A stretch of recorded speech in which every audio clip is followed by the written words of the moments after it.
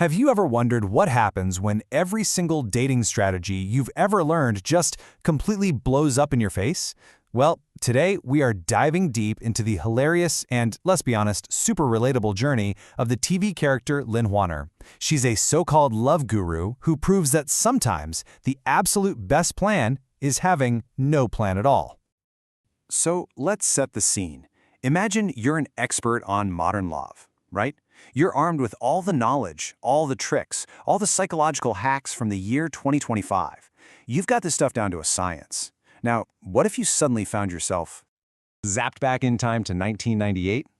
And your mission is to win over this totally old-school, no-nonsense CEO. You've got a 21st century playbook, but he's living in a world with no dating apps, no social media mind games, not even a smartphone. So, what do you think is going to happen? Yeah, you guessed it. An absolute, glorious, epic fail compilation. I mean, seriously, it's a masterclass in how even the most perfectly crafted plan can just completely fall apart when it hits reality. And it is so funny to watch.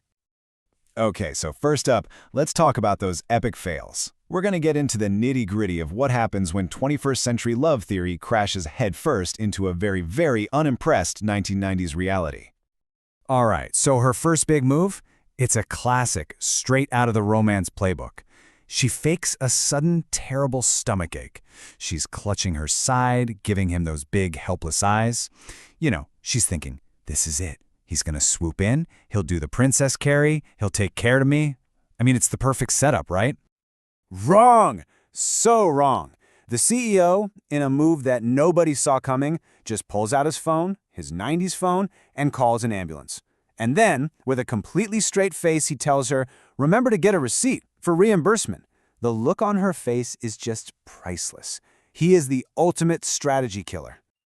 So you'd think she'd learn her lesson. But nope.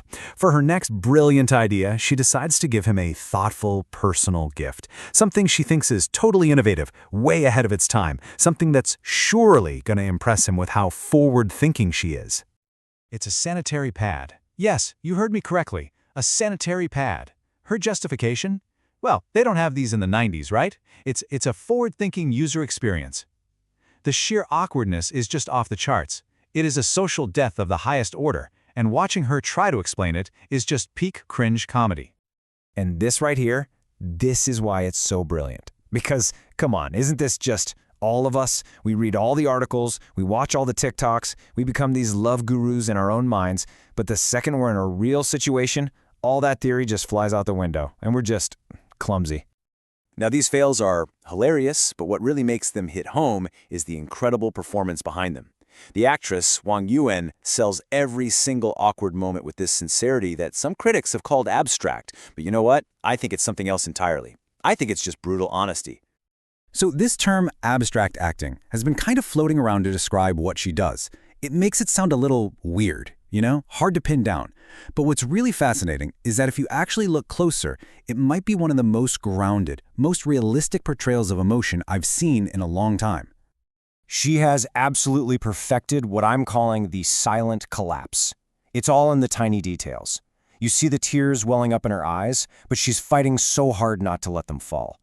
You see it in the tiny little twitch of her lips, or the way she secretly clenches her fists by her side. It's this powerful internal battle made visible. And that's what connects so deeply. It's not about these big, dramatic scenes with yelling and throwing things. It's about that quiet internal struggle that we all go through. That feeling of having to keep it all together on the outside while you're just falling apart on the inside. That is a kind of pain that adults really, truly understand. And the on-screen chemistry between her and the CEO?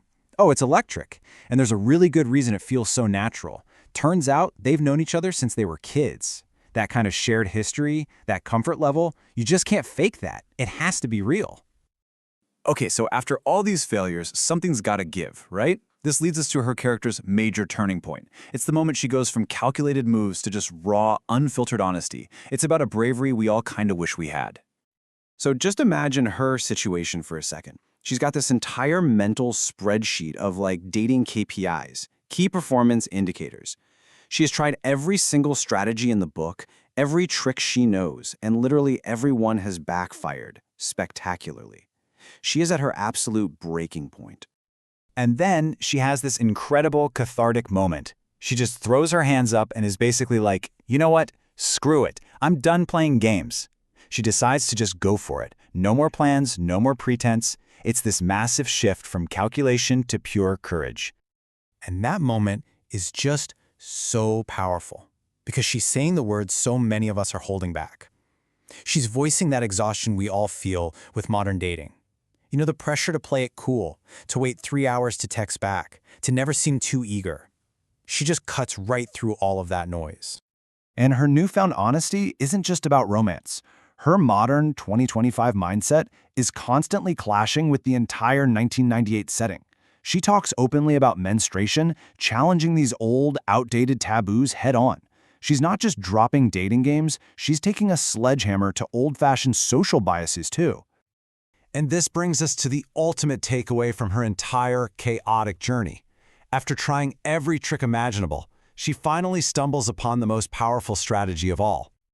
I mean, just look at this comparison. It says everything. When she was using all her tricks, all her schemes, her likability rating was basically -50, a total disaster. But the moment she dropped the act and just started being genuine, with real sincerity, that's when she finally won him over. And that really is the core message, isn't it? You can learn 800 different dating tips. You can watch 1,000 videos on how to be charming, but none of it, not a single bit of it, holds a candle to the power of one simple, honest, and maybe even a little clumsy, I like you. In the end, this performance and this character just resonates so much because they tap into a conflict we all know. She perfectly portrays that part of us that is just so tired of pretending. The part that desperately wants love, but is also absolutely terrified of being vulnerable and getting hurt. So I'll leave you with this to think about. In a world that's just saturated with advice and strategies and rules for romance, have we maybe overcomplicated things? After everything is said and done, is the most powerful move still the most vulnerable one? A simple, unscripted, and truly sincere confession.